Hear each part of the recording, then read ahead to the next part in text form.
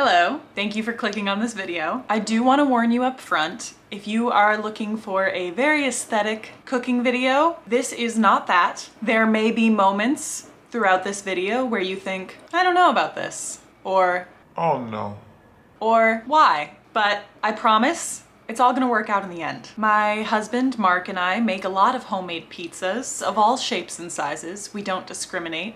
We love a tavern-style pizza. We love a deep dish pizza. And most recently, we tried our hand at making a pizza in a cast iron skillet. So I wanted to share that with you. We used the King Arthur sourdough discard pizza crust recipe to make our dough ahead of time, which is what we always use, and I will link it in the description. Things were sticky at first, but just have a little bowl of flour next to you to work with and you'll be fine. Mark really employed a variety of techniques to form our dough into a pizza crust shape. He started out with the knuckles thing, but didn't fully commit, and was deeply self-conscious about the process. I'm sorry you have to watch this later in the edit and be like, oh, this man. Then he pivoted to a method of giving the dough just lots of little pats. Then he flipped it over, which unfortunately created a hole, and this is where things really went off the rails. Shitty dough, clean it up with extra dough. Oh God! Oh. Oh no. Wait, these will be good. Plug them holes. Oh. Oh. Oh. No.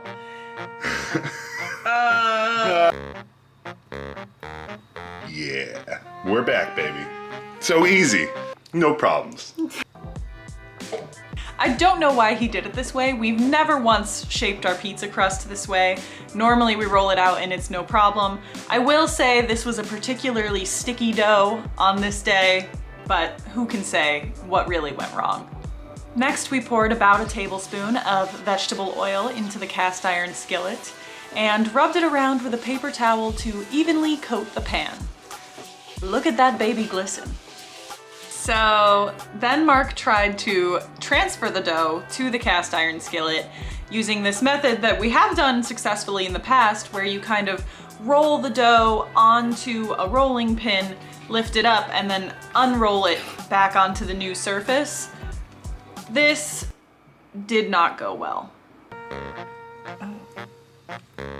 Okay. Oh. Oh. Oh. God. Oh no. Oh. Glad I spent a long time trying to fix those holes earlier. Yeah, that was time well spent. Mm-hmm. I bet it will taste good. I mean, we're gonna cover up the dough with toppings. Yeah. So, look at that. Just make sure that the pizza stays in the pan when you're cooking it and it doesn't jump out. But in the end, it was fine. Life finds a way. Next, it was time to make the pizza sauce, and it's super easy to make your own sauce. We just combined 1 whole can of peeled tomatoes, 2 cloves of garlic, which we just minced with our garlic press. Nice. 2 tablespoons of olive oil.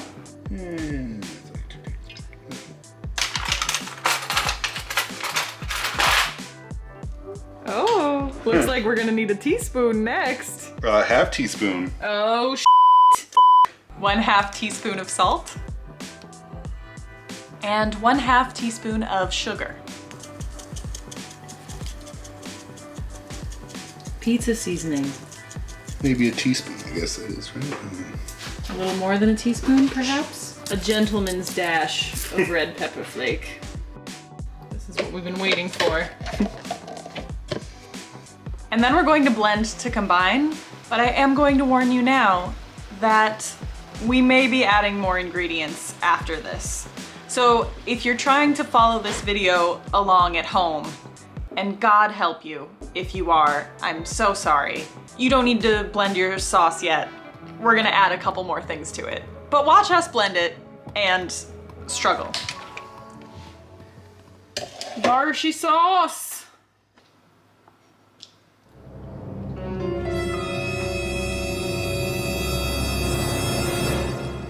feels like it's missing something.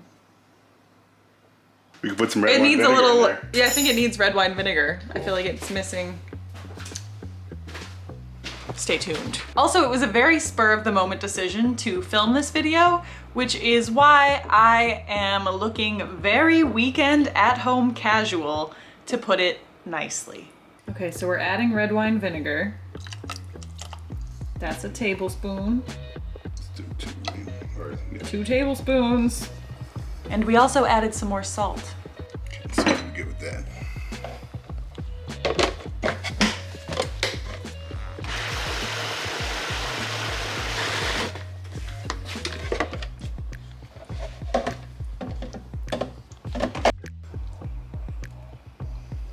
I think that's better. That's better. That's a serviceable sauce. Oh, you know what I think we could use? We always usually put tomato paste in, right? We do. I feel like it. It is kind of watery. Yeah, I'm going off recipe. We're saying f this recipe. Yeah. Oh, do we not have tomato paste? Sometimes you try something new and then you say, you know what? I don't like this. We didn't actually have any tomato paste, so Mark just ran out to the store to get some. So a funny story that's actually not funny at all. We did have tomato paste. If you follow my channel, which God bless you, you may or may not remember that I have recently become a Costco member and I've been buying things in bulk, which has been a great thrill. Highly recommend it. It's been a lot of fun for a girl like me. We actually have like a lifetime supply of tomato paste that we just fully forgot about, because the danger of buying in bulk is sometimes you buy things and then you store them in your cabinet to use at a later date, and then there's so much stuff in there that you forget that you did that. It sounds like he's coming back right now. Yay! Show it, show it. Oh, wait, yeah. And then you look a fool on the internet. Amazing. Nice. But either way, you need to add 1 tiny can of tomato paste. I believe this one is about 6 ounces.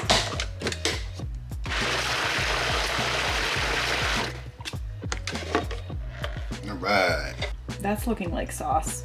Yeah. Oh, that's much better. If at first you don't succeed, just pivot and do a different recipe. Next, we shredded up a whole block of mozzarella cheese. A little pro tip is that sometimes we put our mozzarella in the freezer for a little while before we shred it, just so it's a little firmer and it doesn't totally just fall apart in your hand if you're using a box grater like we are. The chicken. While Mark was shredding the mozzarella, our cats really thought it was chicken for some reason and got all excited, but it wasn't chicken, obviously. Oh yeah. Uh-oh, is that a fresh gallon-sized jug of hot giardiniera? We like to put hot giardiniera on top of our pizza. Ooh! Oh. It's delicious. It's basically spicy pickled peppers. And the oven has preheated to 400 degrees. My appetite has preheated to 400 grumbles. And normally we would fry up a plant-based spicy sausage or something as our pizza topping, or use vegan pepperoni. There are some decent options in that realm, but we didn't have either of those on hand today, and they don't sell them at the store closest to us. So we used this plant-based prosciutto that is pretty delicious if you're in the market for a plant-based prosciutto. Mark decided to cut it in a very stressful way. Oh.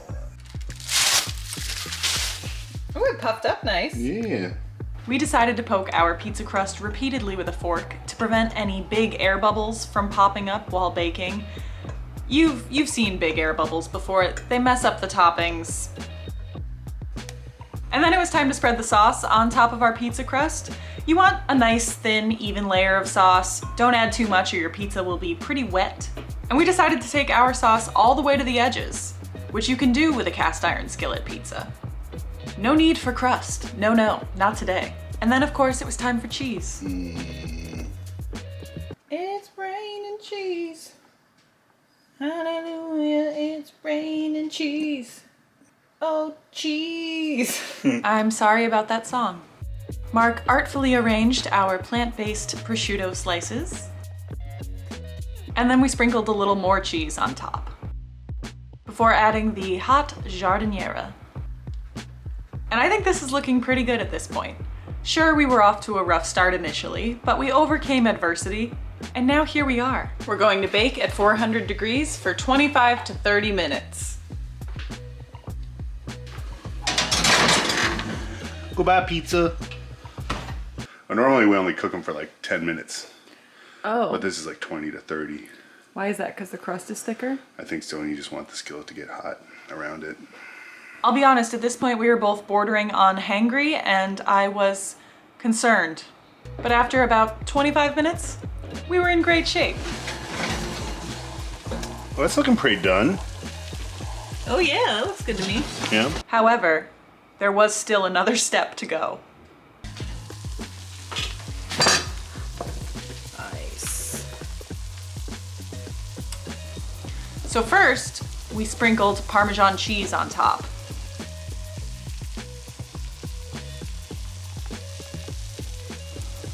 Delicious. She's looking so good, everything's going great, but there is one more finishing step. Okay, we're assessing the browning on the bottom of the pizza. Basically, you need to lift up the pizza a little bit using a spatula or whatever. Check underneath to see if it's brown or not. I could use some browning. Oh! And if it's not, finish it on the stovetop over medium-high heat. Stove is dirty. Don't judge me. For 2 to 3 to 5 minutes until it looks nice and golden brown on the bottom. Brown check number 2. Browner? Browner. Not brown enough. Yeah, one more minute. Getting pretty close though. Pretty close. Yeah, it's looking brown. Okay. I feel like we should maybe pull it. Let's pull it. It ultimately took probably 5 or 6 minutes of additional cooking to get the pizza nice and golden brown on the bottom. We transferred the pizza to a cooling rack and let it sit for a few minutes before transferring it to a sliceable surface and going to Slice Town. I think the best part about making a pizza in the cast iron skillet is the nice crispy edges. You really eliminate the need for crust, which is pretty sweet. I would say that's the #1 perk of the cast iron skillet pizza. And listen to that crunch. Ooh. Oh, taste test time. Oh my God. Delicious. Nice crispy crust on the bottom. Amazing. And that's it, you guys. Thank you so much for watching. Please let me know if you've ever made a cast iron skillet pizza or if you plan to in the future. Also, let me know if this video was too chaotic and I should not make one like this again. I will understand. I love you very much. I appreciate you watching this video, especially if you watched it all the way through. Wow, you are a champion and you are also my hero. Please like and subscribe if you feel so inclined. I would really appreciate it. And I will see you very soon.